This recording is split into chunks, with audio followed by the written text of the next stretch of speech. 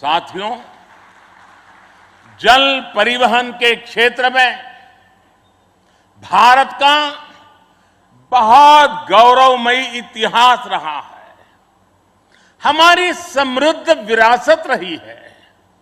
हमारे यहां नौकाओं और जहाजों से जुड़े श्लोकों में बताया गया है,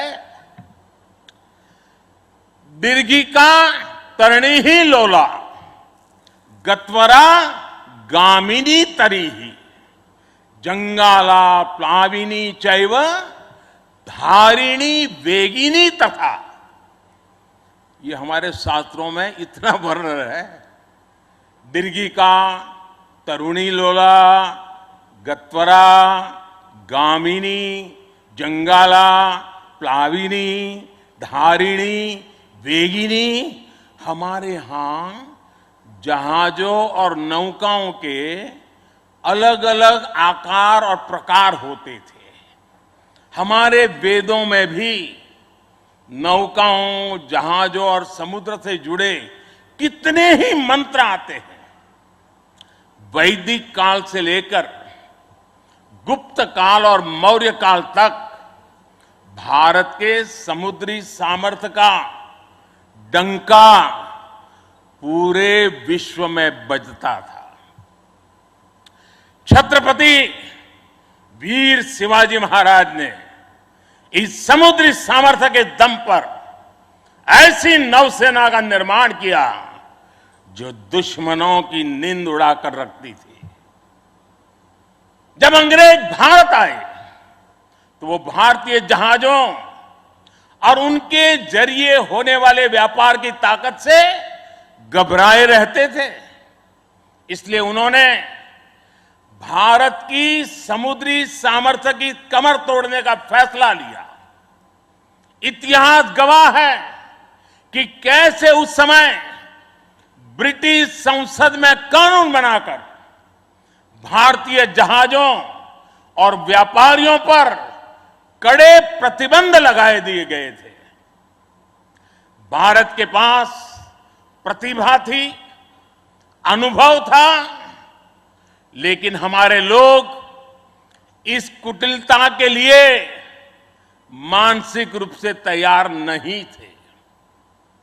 हम कमजोर पड़े और उसके बाद गुलामी के कालखंड में अपनी ताकत को धीरे धीरे भुला बैठे। अब आजादी के अमृत काल में भारत अपनी उस खोई हुई शक्ति को वापस ला रहा है। उस ऊर्जा को फिर से जगा रहा है। साथियों, आज 2 सितंबर 2022 की ऐतिहासिक तारीख को इतिहास बदलने वाला एक और काम हुआ है। आज भारत ने गुलामी के एक निशान, गुलामी के एक बोझ को अपने सीने से उतार दिया है। आज से भारतीय नौसेना को एक नया ध्वज मिला है। अब तक भारतीय नौसेना के ध्वज पर गुलामी की पहचान बनी हुई थी, लेकिन अब आज से छत्रपति शिवाजी महाराज से प्रेरित नौसेना का नया ध्वज समंदर और आसमान में लहराएगा।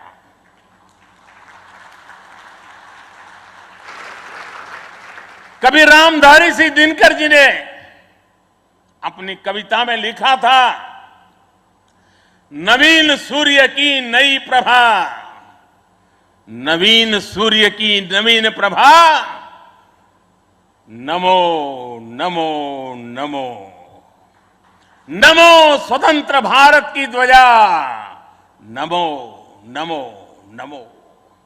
आज इसी ध्वज वंदना के साथ मैं ये नया ध्वज नौसेना के जनक छत्रपति वीर शिवाजी महाराज को समर्पित करता हूं।